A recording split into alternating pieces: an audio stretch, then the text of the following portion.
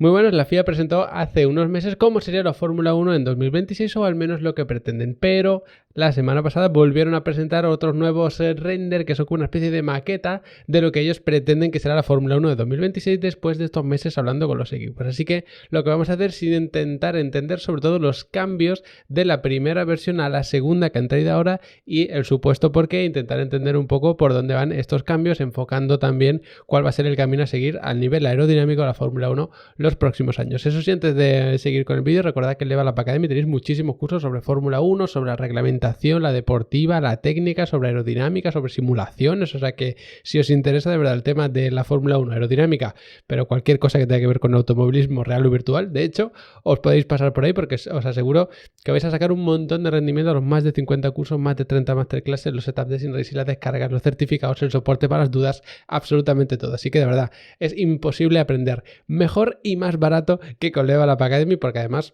podéis estar suscritos los meses que queráis, os podéis dar de baja, luego de alta otra vez, tenéis todo el contenido siempre disponible, así que echar un buen vistazo que os aseguro que merece y mucho la pena. Y dicho esto, pasamos a analizar el vídeo de hoy, o analizar los Fórmula 1, que es el vídeo de hoy, y este es el prototipo que nos han presentado ahora. Hay varios cambios interesantes, quizá el que más ha llamado la atención es el de este alerón delantero, sobre todo por la parte, digamos, del nameplate, tenemos lo que se conocen como los flaps o alaves principales, y luego lo que queda en la parte exterior, que bueno, esto es lo que sería el nameplate como tal, pero tenemos varios añadidos, un horizontal que tenemos por aquí y otro un poquito más arriba, aunque ahora también horizontal, que es este que tenemos aquí. Todo esto son imágenes y este es el primer prototipo que nos presentaron. Si os fijáis, el nameplate por aquí, los tres álabes, todo sí que tiene una forma relativamente parecida, pero ha cambiado esta pieza que tenemos por aquí. De hecho, con esta perspectiva se ve un poquito mejor. Fijaos que era una pieza vertical, muy alargada, tenía como forma triangular, y ahora lo que hemos hecho es quitar esta pieza y añadir una pieza aquí justamente que tenga forma horizontal. Por supuesto, habrá que ver cuánto juego dan estas piezas, si se puede modificar mucho, poco o qué, pero sí que es interesante ese cambio, porque parece que lo normal es, si tú quieres quitar el aire de la rueda para llevarlo hacia afuera o hacia adentro, pues tener una pieza vertical. Sin embargo, la han cambiado por esta pieza horizontal, seguro que en conversaciones con los equipos. Por supuesto, aquí ya nos podemos inventar 400.000 teorías de para qué. Quizá quieran crear un vórtice aquí para atraer aire que luego se utilizará por toda esta zona, que para mí es la más interesante. Quizá simplemente quieren llevar el aire hacia adentro, llevar el aire por encima de la rueda para evitar turbulencias, aunque eso lo veo un poco más complicado, jugar con algún vórtice que creen por aquí o por aquí.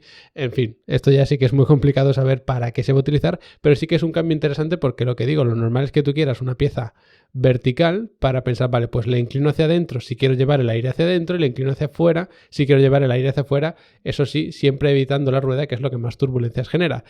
En la aerodinámica, sobre todo a nivel de Fórmula 1, suele ser más complejo de lo que parece porque se crean muchos vórtices, sobre todo en las piezas que terminan en punta. Eso suele indicar que un vórtice puede aparecer, al menos, quizá no siempre, pero que puede aparecer, y eso por supuesto complica mucho el intentar entender desde fuera, sin simulaciones CFD ni nada por el estilo, qué es lo que está buscando cada equipo con estas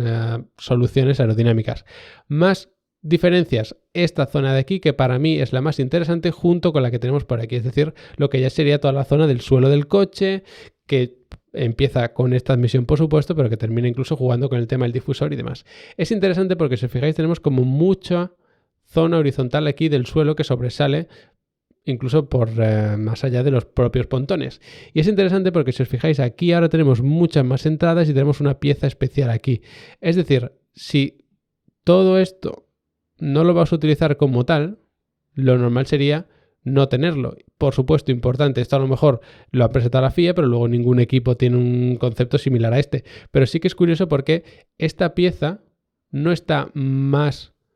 hacia afuera de la rueda, es decir, fijaos en esta perspectiva. Lógicamente tú no puedes pretender que el aire que sale de la rueda tan turbulento, que encima está pues arrastrando el aire con la rotación y demás, se vaya a utilizar de forma lineal para llevar el aire hacia aquí, ni mucho menos. Entonces sí que da a entender al menos, o al menos es lo que me da a entender a mí, que lo que van a intentar es aprovechar el flujo de aire que viene por fuera. Para hacer eso sí que se puede hacer con un elemento como este, pero sería demasiado complicado sabiendo que aquí se están generando muchísimas turbulencias. Me invita a pensar que se va a generar algún tipo de vórtice por aquí que atraiga aire exterior y junto con esta pieza podamos tener un flujo que llegue quizá al freno trasero para refrigerarlo, quizá toda esta zona del difusor y demás. Incluso nos podíamos atrever, por supuesto, son meras especulaciones, eso hay que dejarlo muy claro, que podemos tener un flujo del aire que viene por la parte exterior que incluso os lleve a esta zona de los frenos y otro flujo que venga por la parte superior e interior que venga por aquí directamente a esta zona trasera donde está el difusor y todos estos elementos. Por supuesto, vamos a necesitar un flujo sí o sí a refrigerar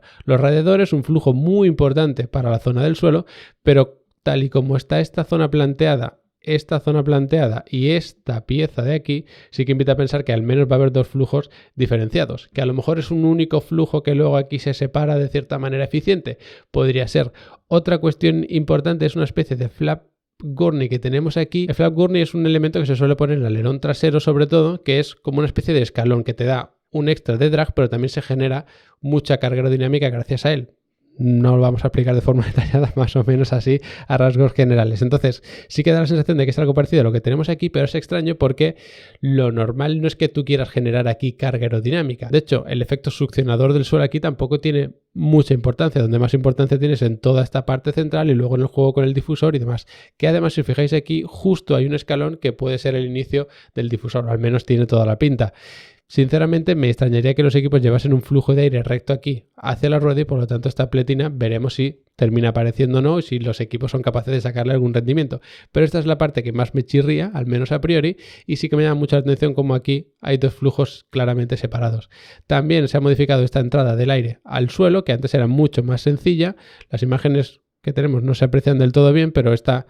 zona de admisión hacia el suelo antes era mucho más simple, no teníamos tantas separaciones, de hecho aquí se ve un poquito más grande y también me llamaría mucho la atención que al final tuviésemos una entrada tan pequeña. Sí que es verdad que todos estos separadores verticales que veis aquí te ayudan a redirigir el flujo porque es como que ordenas el aire y permites que vaya más ordenado cada uno por su carril, aunque luego los vayas a juntar, pero ya los juntas a todos de forma laminar, sin turbulencia. Si tú tienes muchos flujos pequeñitos es más fácil controlarlos que en un flujo muy grande, entonces los controlas, los haces muy laminares cada uno en su pequeña sección y luego los juntas de forma laminar. Eso sería al menos de forma ideal y todo ese aire por supuesto por el suelo hasta el difusor para generar ese efecto succión y tener más carga aerodinámica. Y luego ya para terminar con la parte trasera del coche hay varias cosas que me llaman la atención. La primera, me vengo aquí un poquito más para atrás, que solo tenemos una sujeción horizontal aquí. Imagino que se les ha olvidado poner esta de aquí o no sé si están queriendo decir que a lo mejor se pone y a lo mejor no, que va a depender de los equipos, a saber, pero sí que es verdad que el alerón trasero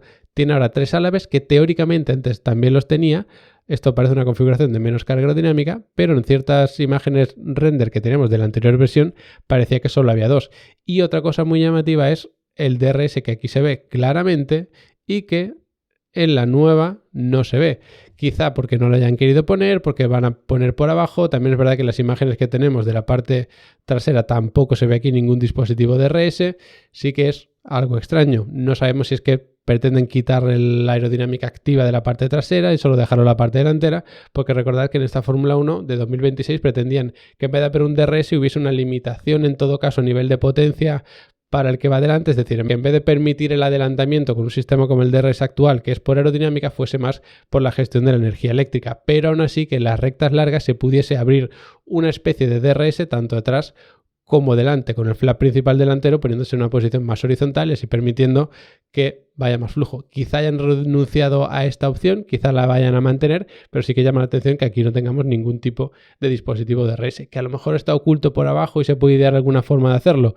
Quizás sí, pero lo normal sería mantener un dispositivo de reducción del drag en el alerón trasero por la parte superior como hemos tenido hasta ahora. También se supone que desaparece el alerón viga, que era como otro alerón que teníamos justo debajo de los flaps principales, de estos superficies principales del alerón trasero, pero veremos lo que se inventan cada uno de los equipos. Varias cosas interesantes a destacar. Recordar que la actual normativa aerodinámica buscaba tener menos influencia en los alerones, más influencia en toda la zona del suelo con el difusor para así reducir turbulencias, los vórtices y demás. Y ahora parece que el siguiente paso va a ser darle todavía más importancia al coche en recta, menos en curva y por lo tanto sí que teóricamente los coches van a ser más lentos porque van a tener peor paso por curva, aunque mayor velocidad punta por esta aerodinámica activa y menor generación de drag en general. Veremos en qué queda esto. Sabéis que los equipos luego siempre sorprenden, así que al menos tenemos algo para ir pensando ya en 2026, aunque nos queda toda la temporada 2025 por delante. Como siempre, muchas gracias por haberos quedado hasta el final del vídeo. Espero que os haya resultado interesante. Recordad pasaros por Level Up Academy si queréis aprender de automovilismo y formaros ahí de verdad. Y nos vemos en el próximo vídeo.